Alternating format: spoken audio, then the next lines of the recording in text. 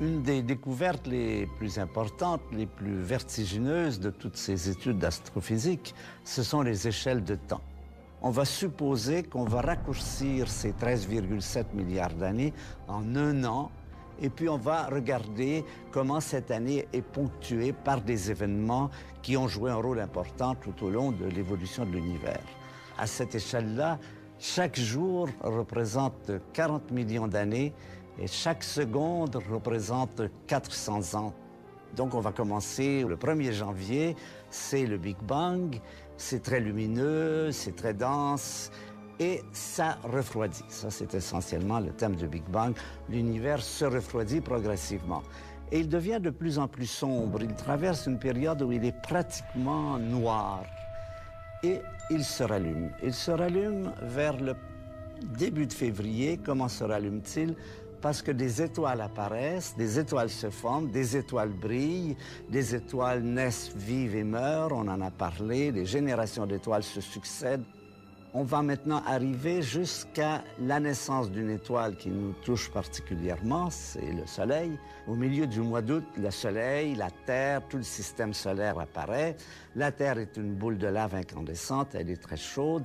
Elle se refroidit progressivement, l'eau se condense et vers le début de septembre, on voit apparaître les premiers vivants. Mais les premiers vivants, c'est des petites cellules minuscules, des diatomées, des algues bleues, qui vont vivre dans l'océan et qui vont durer septembre, octobre, novembre, décembre.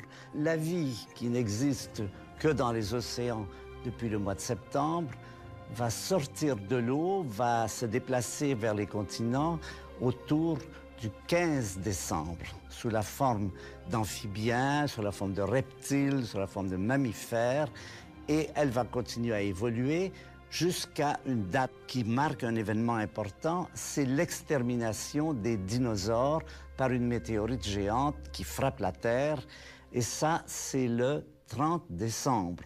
Les dinosaures disparaissent, les mammifères se développent et vers le 31 décembre, vers 23 heures, apparaissent les premiers hominiens, les premiers êtres humains semblables à nous et toute l'histoire qui se suit après coup, la préhistoire et l'histoire, va durer pendant 7 heures et la chute de l'Empire romain dans ce calendrier, c'est, tenez-vous bien, le 31 décembre à 23 heures, 59 minutes, 56 secondes.